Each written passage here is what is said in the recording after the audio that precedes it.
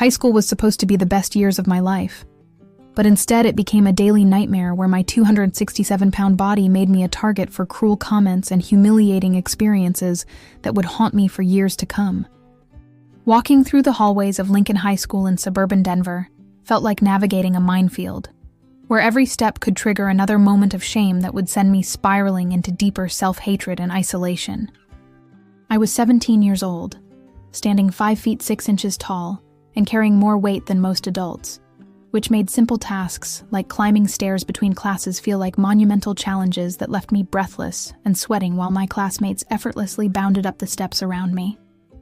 My school uniform never fit properly, straining at the seams and riding up in ways that made me constantly self-conscious about my appearance, and I spent most of my time trying to find corners and shadows where I could hide from the judgmental stares of my peers. The cafeteria was my personal hell, a place where I felt like every bite I took was being scrutinized and judged by hundreds of eyes that seemed to whisper about the fat girl who couldn't control herself around food. The first incident that would forever change my relationship with my body happened during a mandatory physical education class on a particularly cold October morning. We were required to run a mile around the outdoor track, and while most of my classmates completed the task with relative ease, I found myself struggling to even finish half the distance before my lungs felt like they were on fire, and my legs could barely carry me forward. The PE teacher, Mrs. Rodriguez, had good intentions when she encouraged me to keep going, but her loud voice calling attention to my struggles only made the situation worse as other students began to notice my obvious distress. By the time I finally crossed the finish line, nearly 15 minutes after the last student had completed their run, I was gasping for air and fighting back tears of embarrassment while my classmates had already moved on to other activities. The worst part wasn't the physical exhaustion or even the public humiliation. It was the realization that my body had become a prison that prevented me from participating in normal teenage activities and experiences that everyone else took for granted. My relationship with food had been complicated since childhood, but the stress and shame of high school pushed my eating habits into dangerous territory that I didn't fully understand at the time. Breakfast became a rushed affair of sugary cereals and pastries that I would consume while getting ready for school, followed by vending machine snacks between classes and enormous lunches that I would eat quickly and quietly in an attempt to avoid drawing attention to myself. After school, I would stop at the local convenience store and buy bags of chips, candy bars, and sodas that I would consume in secret while doing homework, using food as a way to numb the emotional pain of another day filled with subtle rejections and uncomfortable moments. Dinner with my family was often the only normal part of my day, but even then I would eat larger portions than everyone else, and then retreat to my room where I would continue snacking until bedtime. My parents, both working professionals who struggled with their own weight issues, seemed to understand my pain, but didn't know how to help me break the cycle of emotional eating that was slowly destroying my health and self-esteem. The mornings were particularly difficult because they set the tone for everything that followed, beginning with the dreaded ritual of trying to find clothes that would fit my expanding body and hide the parts of myself that I was most ashamed of. Standing in front of my bedroom mirror each day was an exercise in self-loathing, as I would try on multiple outfits before settling on something that made me feel slightly less horrible about my appearance. The second humiliating incident occurred during my senior year chemistry class, in a moment that would become permanently etched in my memory as one of the most mortifying experiences of my teenage years. We were working on a lab experiment that required students to pair up and share the small stools positioned around the high laboratory tables, but when I attempted to sit on the narrow seat, it became immediately apparent that my 267-pound frame was too large for the furniture designed for average-sized students. The stool creaked ominously under my weight, and I could feel it wobbling dangerously as I tried to maintain my balance while reaching for the equipment we needed for our assignment. My lab partner, a popular girl named Jessica, who had never been particularly cruel, but had also never acknowledged my existence, looked visibly uncomfortable as she realized the awkwardness of our situation.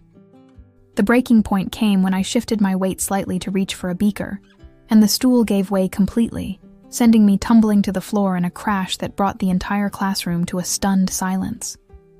28 pairs of eyes turned to stare at me as I lay sprawled on the linoleum floor, surrounded by the scattered pieces of what had once been a perfectly functional piece of school furniture, feeling like I wanted to disappear into the ground and never emerge again. Mr.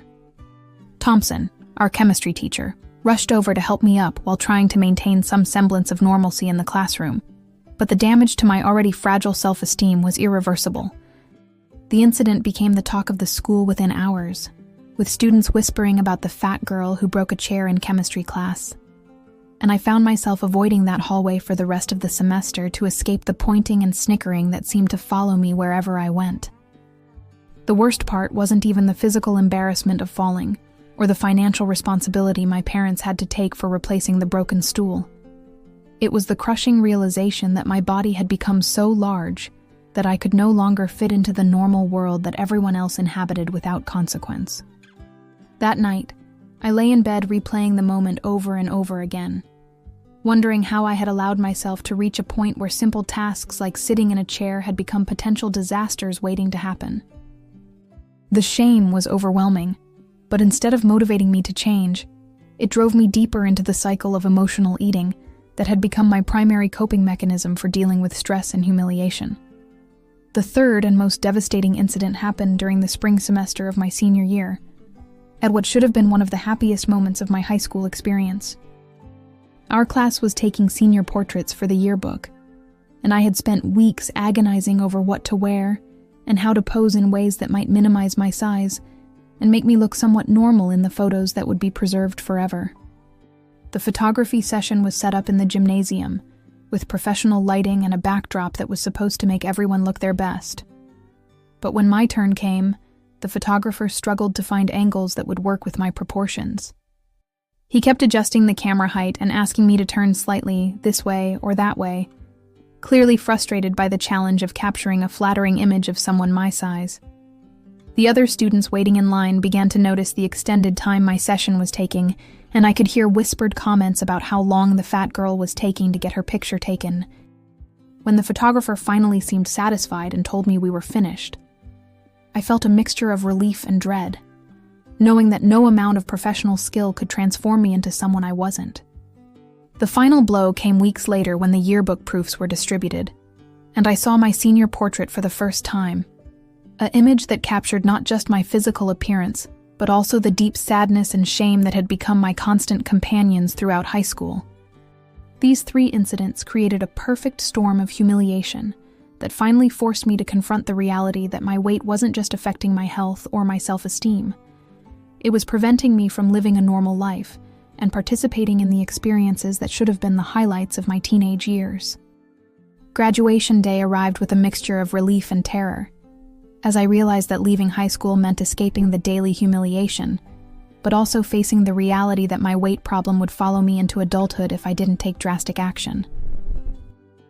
The ceremony itself was another reminder of how my size affected every aspect of my life, as the graduation gown barely fit over my 267-pound frame, and I spent the entire event worried that the zipper would burst or that I would trip while walking across the stage to receive my diploma.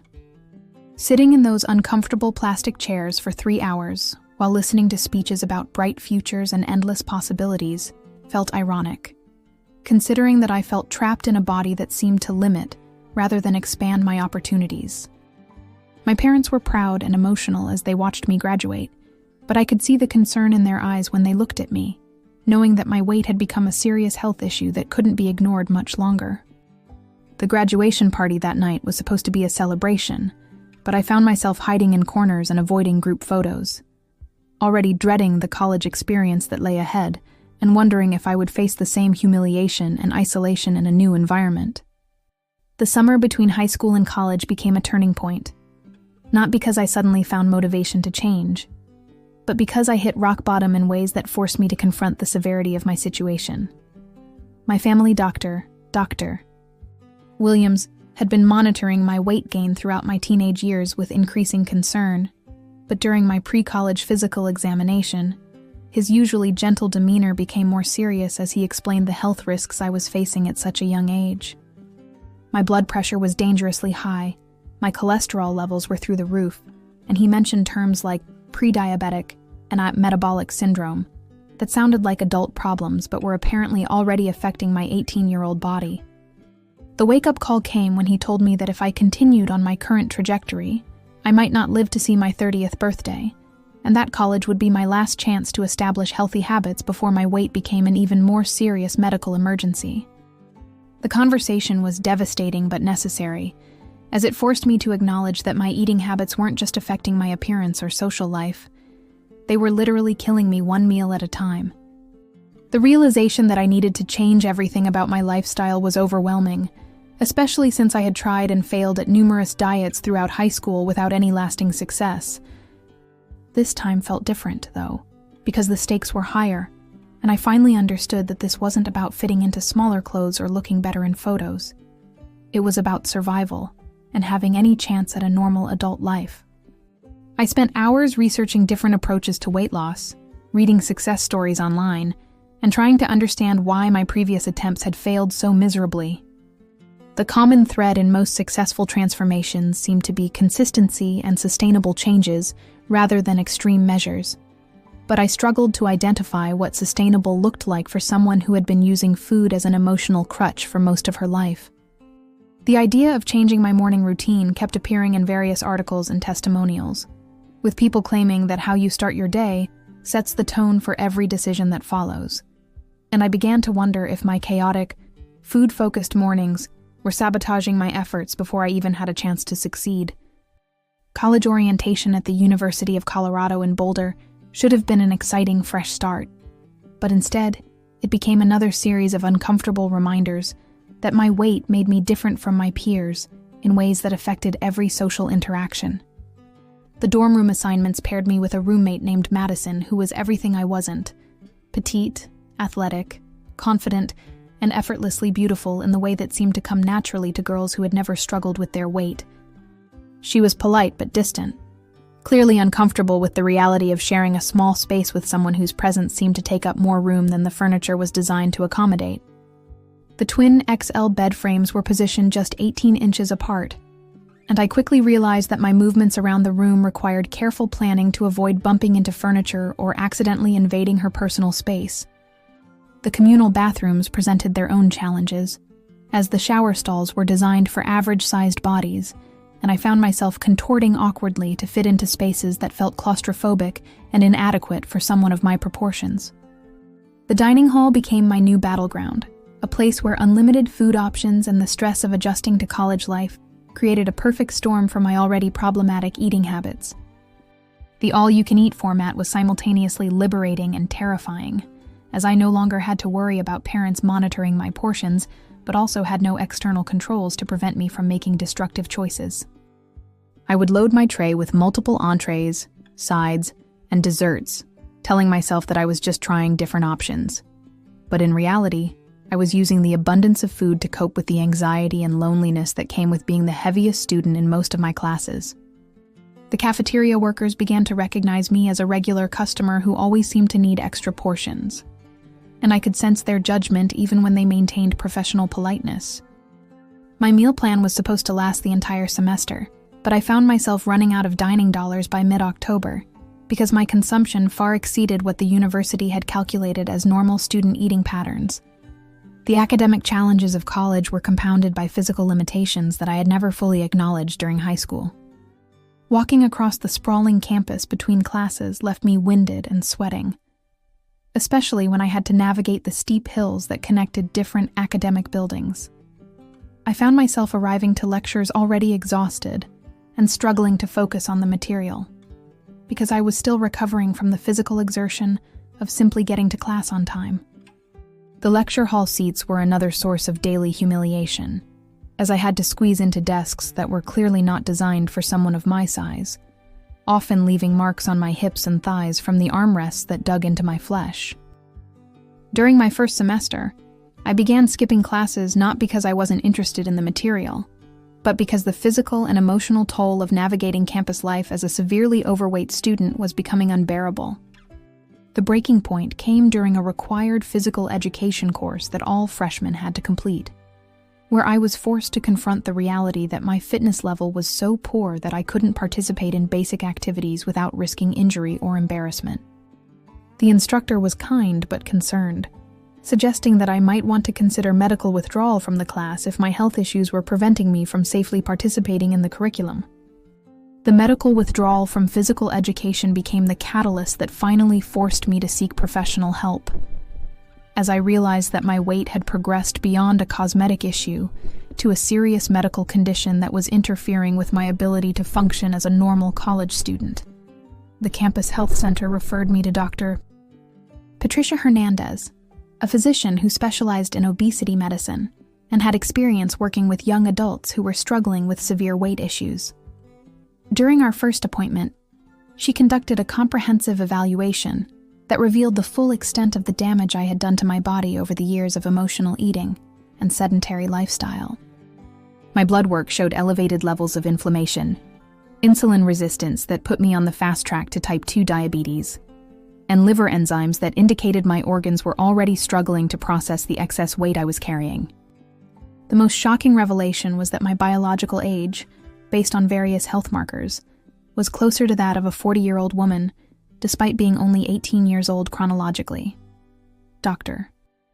Hernandez explained that traditional dieting approaches had a very low success rate for people with my level of obesity, and that sustainable weight loss would require a complete restructuring of my daily habits, rather than temporary restrictions on food intake.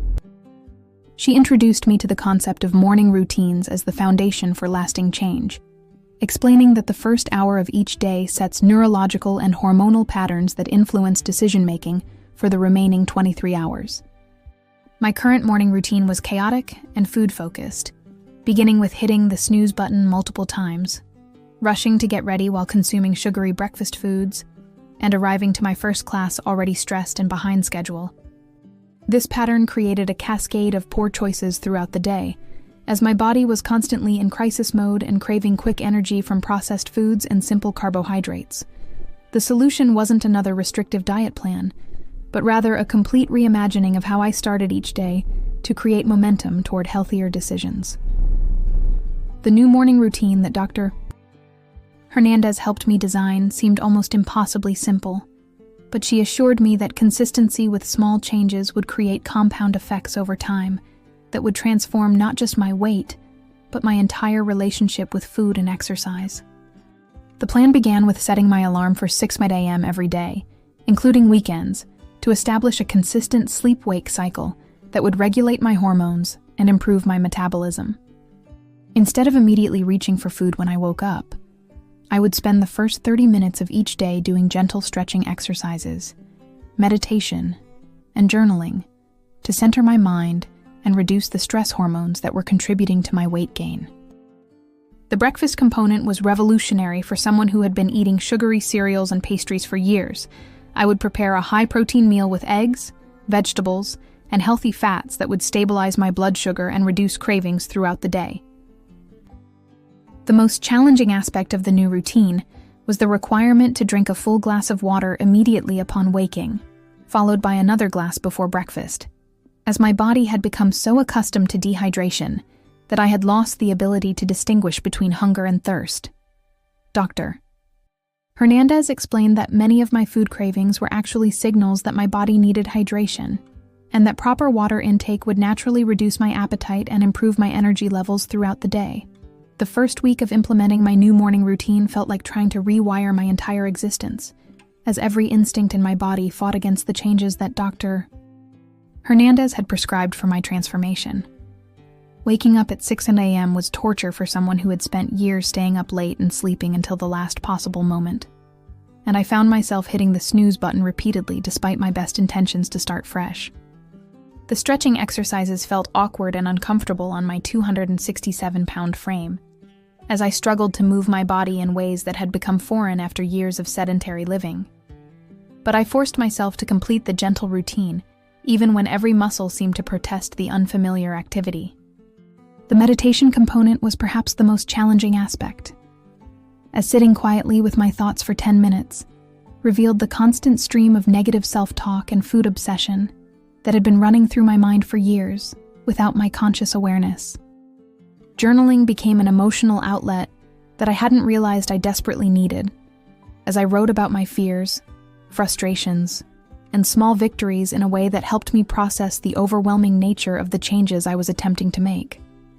The breakfast transformation was the most dramatic shift in my daily routine, as I replaced my usual sugary cereals and pastries with carefully prepared meals that included scrambled eggs with spinach, avocado slices, and a small portion of berries that provided sustained energy without the blood sugar spikes that had been driving my afternoon cravings. Learning to cook these simple but nutritious meals required me to wake up even earlier than planned, but the process of preparing my own food gave me a sense of control and intentionality that had been missing from my chaotic eating patterns. The hydration component proved to be more challenging than I had anticipated, as my body initially rebelled against the increased water intake with frequent trips to the bathroom that disrupted my class schedule. But Dr. Hernandez assured me that my kidneys would adjust within a few weeks as my body learned to process fluids more efficiently. The most surprising discovery was that proper hydration actually reduced my appetite significantly, as I began to realize that many of the hunger pangs I had been experiencing throughout the day were actually signals that my body was desperately dehydrated. By the end of the second week, I began to notice subtle changes that went beyond the number on the scale.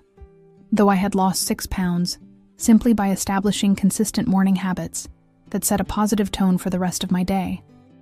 My energy levels were more stable throughout the day, without the dramatic crashes that had previously sent me searching for vending machines and convenience store snacks to boost my blood sugar. The morning meditation practice was helping me develop awareness of my emotional eating triggers, as I began to recognize the difference between physical hunger and the urge to eat in response to stress, boredom, or anxiety. My sleep quality improved dramatically once I established a consistent wake-up time, and I found myself naturally feeling tired earlier in the evening instead of staying up late and snacking mindlessly while watching television or scrolling through social media. The journaling practice revealed patterns in my eating behavior that I had never noticed before, such as the tendency to overeat on days when I felt particularly lonely or overwhelmed by academic pressure. The most significant change was psychological rather than physical, as I began to develop a sense of self-efficacy that had been missing from my previous attempts at weight loss. Successfully completing my morning routine each day gave me confidence that I was capable of making positive changes in other areas of my life, and I started to believe that transformation was actually possible, rather than just another fantasy that would end in disappointment and self-recrimination. 6 months into my morning routine transformation, the changes in my body and mind were becoming undeniable, as I had lost 43 pounds and dropped from a size 22 to a size 18 for the first time since middle school. The weight loss was steady and sustainable, averaging about 7 pounds per month, which Dr. Hernandez assured me was the ideal pace for long-term success and metabolic health. My roommate Madison began to notice the changes and started asking questions about my new habits, expressing genuine curiosity about the morning routine that seemed to be creating such dramatic results without any extreme dieting or exercise programs. The campus health center staff were amazed by my progress during my monthly check-ins.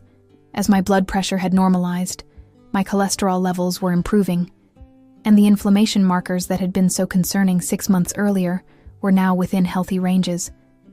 Most importantly, my energy levels had increased so dramatically that I was able to walk across campus without getting winded, participate in study groups without feeling self-conscious about my size, and even consider joining some of the recreational activities that had seemed impossible when I first arrived at college.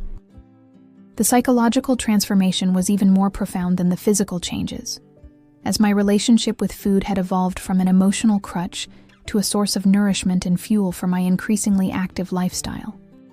The morning meditation practice had taught me to recognize the difference between true hunger and emotional eating triggers, and I found myself naturally making healthier choices throughout the day without the constant internal battle that had characterized my previous attempts at weight loss.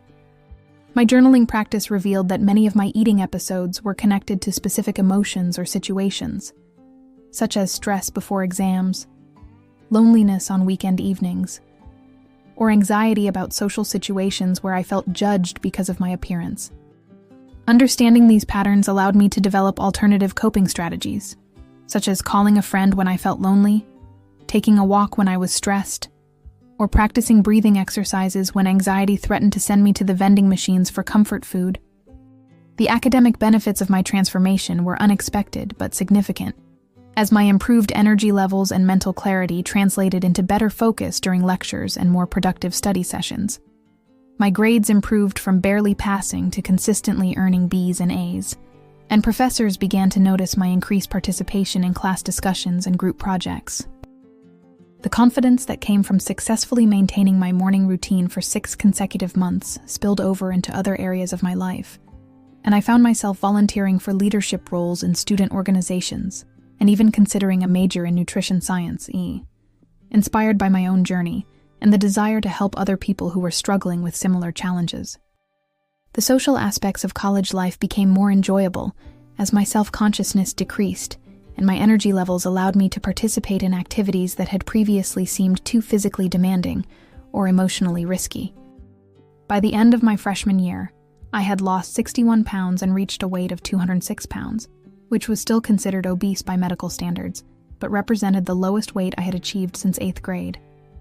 The summer break provided an opportunity to intensify my efforts, as I had more time to focus on meal preparation, exercise, and the self-care practices that had become the foundation of my new lifestyle. My parents were amazed by the transformation and eager to learn about the strategies that had finally worked after years of failed diet attempts. And I found myself becoming an informal mentor to family members and friends who were inspired by my success and wanted to implement similar changes in their own lives. The most rewarding aspect of my journey was the realization that I had developed sustainable habits that felt natural and enjoyable, rather than restrictive or punitive. 2 years after implementing my morning routine transformation, I stood on the scale in Dr. Hernandez's office and watched the numbers settle at 159 pounds, representing a total weight loss of 108 pounds that had completely transformed not just my appearance, but every aspect of my life. The journey from 267 pounds to my current weight had been challenging but sustainable, built on the foundation of consistent morning habits that had rewired my relationship with food, exercise, and self-care in ways that felt permanent rather than temporary. My body fat percentage had dropped from a dangerous 45% to a healthy 23%. My resting heart rate had improved from 95 beats per minute to 62, and my blood work showed the metabolic profile of a healthy young woman rather than someone on the fast track to diabetes and heart disease. The most remarkable change was that maintaining my weight loss felt effortless, as the morning routine had become so ingrained in my daily life that I couldn't imagine starting my day any other way, and the healthy choices that followed naturally throughout each day required no willpower or conscious effort. Returning to campus for my junior year was a surreal experience, as I walked through the same hallways and sat in the same lecture halls where I had once felt so uncomfortable and out of place.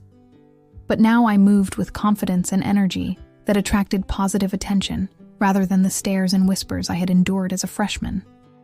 My roommate situation had evolved as well, as Madison and I had become genuine friends who supported each other's goals and shared healthy recipes and workout routines that enhanced both of our college experiences.